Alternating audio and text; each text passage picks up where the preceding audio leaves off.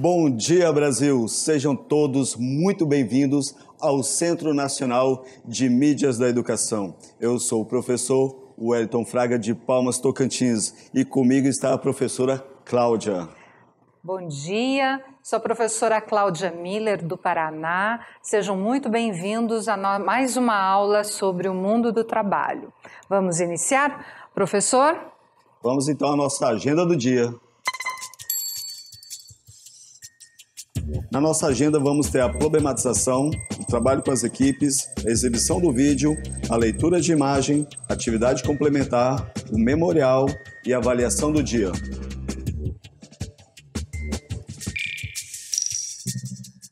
Vamos agora ao trabalho com as equipes. É um momento muito importante de interação entre professor e estudantes. Aquele momento em que os estudantes auxiliam o professor na gestão da sala de aula e na realização das tarefas. E é importante que as equipes socialização, coordenação, síntese e avaliação continuem seguindo seus trabalhos aí na gestão da sala de aula. E nós temos que estabelecer que o respeito ele é importante não para uma minoria, mas para todos nós que vivemos em sociedade e em comunidade. E continuando a aula, vamos agora com a professora Cláudia. Passamos então à nossa problematização. Vamos utilizar agora uma atividade chamada Palavra Puxa Palavra. Eu vou pedir que vocês construam, observem ali na cartela, construam coletivamente um painel a partir do que você já sabe sobre geografia relacionado com economia. Então, vocês colocam todas as palavras que lembrem essa relação geografia e economia. Professora, muito bacana também a apresentação. A Agnes colocou palavras como IDH, né, Índice de Desenvolvimento Humano, como PIB, Produto Interno Bruto, e mais tantas outras palavras relacionadas a essa relação da geografia com economia, capital, serviços, industrialização, enfim. Parabéns! Olha, as 3 escolas, se você pegar todas as palavras que vocês colocaram, nós faríamos aí uma bela discussão sobre o conteúdo que vem aí. E o que vem agora, professor? Passamos a nossa exibição do vídeo? Isso aí, professora. Tivemos aí várias palavras ligadas à economia, à geografia, né? Mas agora a gente precisa entender melhor como é que essas palavras se articulam com a geografia e com a economia. Vamos explorar um pouco mais sobre esse assunto? Para isso, nós vamos assistir um vídeo agora. Roda aí.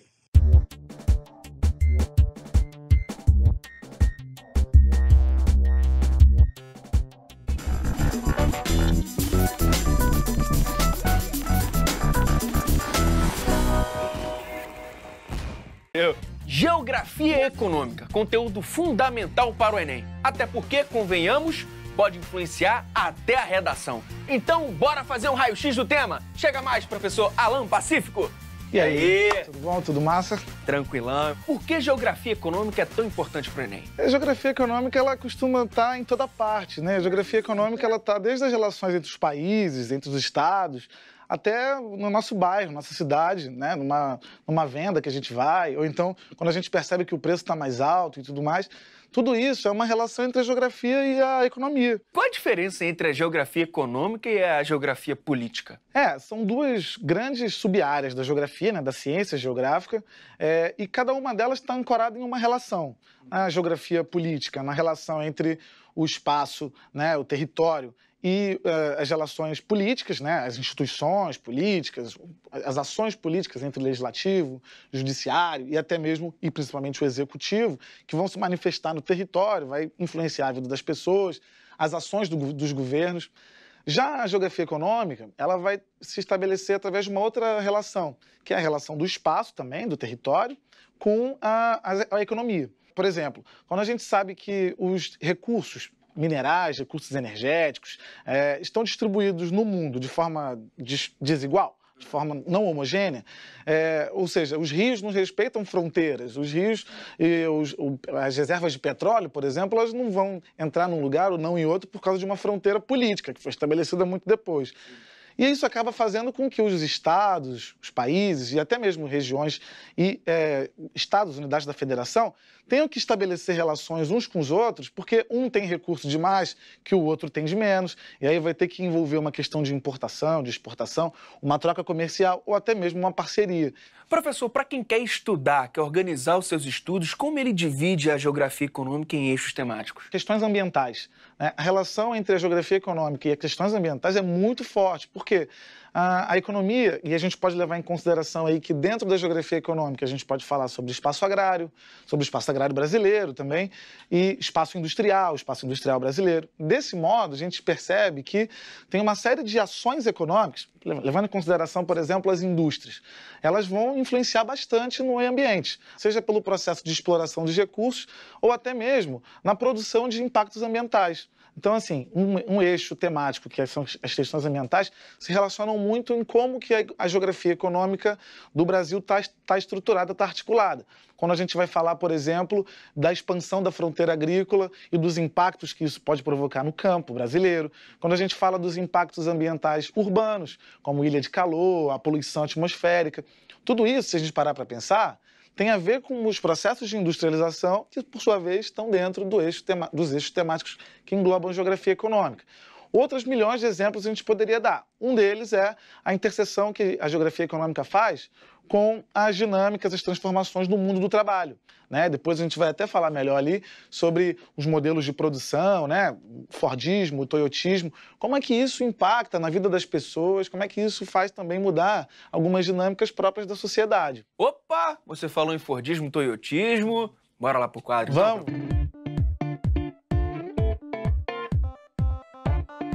Primeiro, a gente tem que levar em consideração duas grandes diferenças. As características da produção, ou seja, esses dois modelos, eles se notabilizaram porque eles viraram tendências mundiais na forma de produzir bens industriais. Então, é importante considerar que o Fordismo tem um contexto histórico do seu auge, né, embora ele ainda persista até hoje, e o modelo toyotista também vai ter um contexto histórico e até mesmo um recorte espacial específico do Japão, né, desenvolvido em primeiro lugar na empresa Toyota, que vai ter uma característica muito fortemente ligada ao Japão, ao quadro físico do Japão. Então, só uma dúvida, professor, que época a gente está falando aqui? A gente está falando do Fordismo, do seu auge, na década de 1930 até 1970.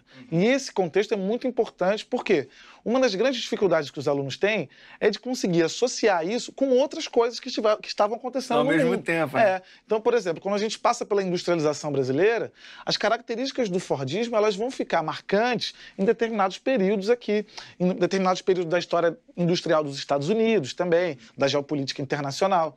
E o modelo toyotista, ele começa a virar uma tendência a partir da década de 70, beleza? Muito porque no Japão, dos 1970, o Japão está vivendo o seu milagre econômico, também tem a ver com a geografia econômica, mas o Japão, ele tem uma diferença em relação aos Estados Unidos, onde é o berço do Fordismo, que é muito importante do ponto de vista da geografia. Olha o tamanho dos Estados Unidos, né? Olha a quantidade de recursos que os Estados Unidos têm, né? E olha o tamanho do Japão. O Japão é um país muito menor e é um país que tem muito menos espaço, um país imprensado entre as montanhas, né, e o mar, né, formado por ilhas.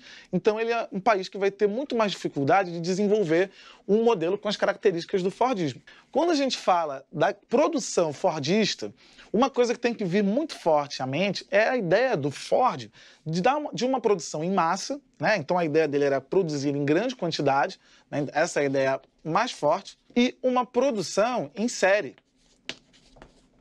ou seja, em sequência. Se a ideia era produzir em massa, também pressupunha uma ideia de estoques muito grandes, né?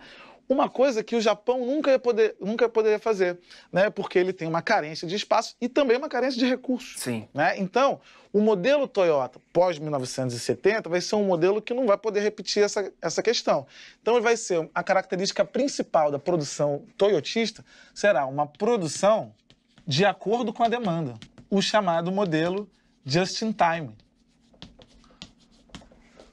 Por quê? Primeiro, por causa do espaço, segundo, por causa dos recursos, né? Então ele não poderia ter uma fábrica muito grande, um parque industrial muito grande, então a produção era mais limitada, né? E era importante fazer uma pesquisa para saber qual era o público-alvo, qual era o nicho de mercado que aquela produção industrial ia atingir. Sim. De modo que no modelo toyotista, a busca é por um estoque mínimo ou por um estoque zero. E é interessante perceber que tanto o toyotismo quanto o fordismo acabaram se expandindo como tendências nos mais variados campos, para além da questão industrial. Tem empresas do setor de serviços que trabalham com um modelo toyotista e que não são necessariamente uma produção industrial. Sim. Algumas lógicas da produção toyotista acabaram entrando em outros setores. Mas um exemplo de um setor, professor, que tem usado o toyotismo. Vou dar um exemplo bastante comum no Brasil, a produção de chocolate. Sim. Né? Hoje você tem uma produção de chocolate no Brasil que ela não tem apenas um tipo de chocolate, especificamente. Sim. Você tem vários tipos de chocolate, cada um deles vai atender uma demanda específica de um determinado público-alvo. Então você pode gostar mais do chocolate com castanha, e eu posso gostar mais do chocolate meio amargo. Quem produz o chocolate, ele vai ter que perceber, fazendo pesquisas de mercado, qual é o nicho que ele vai atender. Entendi, mas não pode confundir um pouco, tipo, é feito também em massa, em grandes quantidades e tudo mais. Uma das coisas que vai diferenciar nesse sentido é a ideia da pesquisa. Quando você tinha a produção fordista, não existia, por exemplo, uma pesquisa de mercado para saber qual era o nicho específico. Tipo, eu produzo isso, você vai consumir isso. Exatamente. Até porque os hábitos de consumo até os anos 70 eram muito diferentes do que começou a acontecer a partir da década de 70. Uhum. Hoje, você tem toda uma pesquisa científica que envolve áreas do marketing, que envolve áreas da publicidade, aplicada à produção, né? De modo que quem produz já saiba exatamente qual é o seu público, qual é o seu nicho. E a publicidade vai atender muito bem isso. Em relação às características do trabalho, isso vai ficar muito evidente. Por quê? O jovem que está fazendo a prova do Enem hoje, ele vai entrar no mercado de trabalho que é muito mais esse aqui Sim. do que esse daqui. Embora características do trabalho fordista ainda permaneçam, mas hoje o mundo do trabalho basicamente reproduz algumas características do trabalho toyotista. Bom, qual é a característica básica do trabalho ou do trabalhador fordista? É um trabalhador alienado. Uhum. Bom, ele não tem a dimensão daquela produção que ele está fazendo, daquilo que ele está participando da produção, então ele acaba não sabendo muito bem todo o processo de produção. Uhum. Ele sabe apenas cumprir uma tarefa. Por isso, ele também é chamado de trabalhador ultra especializado. Ultra especializado. E essa ideia de ultra especializado, a gente tem que ter cuidado, porque ela pode se confundir com a especialização que a gente conhece hoje. Sim. Então é um profissional especialista em tal coisa. Não, nesse caso aqui, o ultra especializado sugere que ele é um trabalhador que apenas cumpre uma função. Outra coisa importante que envolve o trabalho fordista é os sindicatos eram muito mais fortes, inclusive politicamente, nesse contexto aqui. O próprio fordismo vai acabar formando uma massa de trabalhadores que, muitas vezes insatisfeitos com as condições, se uniam, se mobilizavam em torno de um objetivo comum. Por isso, muitos direitos trabalhistas se consolidaram nesse período que eu falei para você, que compreende o momento do auge do fordismo.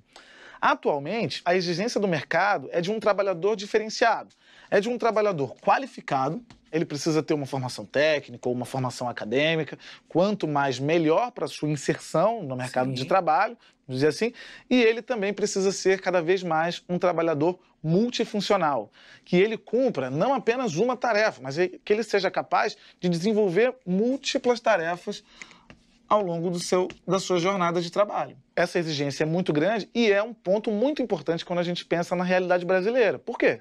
A maior parte dos trabalhadores brasileiros, eles não têm uma qualificação profissional. Aliás, eles não têm uma alta qualificação profissional. Sim.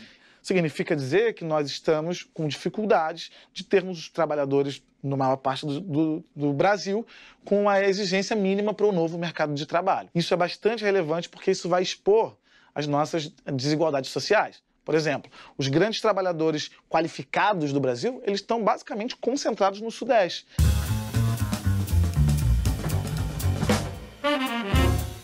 Tem algum chute aqui, alguma aposta de algum tema da geografia econômica que pode aparecer na redação do Enem 2018? Uma coisa importante é perceber o seguinte: quando a gente fala de movimentos populacionais, muitos deles têm uma motivação econômica, deslocamentos populacionais, sejam eles internacionais ou sejam eles no Brasil. Como a gente tem uma industrialização no Brasil muito concentrada, aquilo que a gente estava falando ali, boa parte dos movimentos migratórios no Brasil acompanham movimentos da indústria.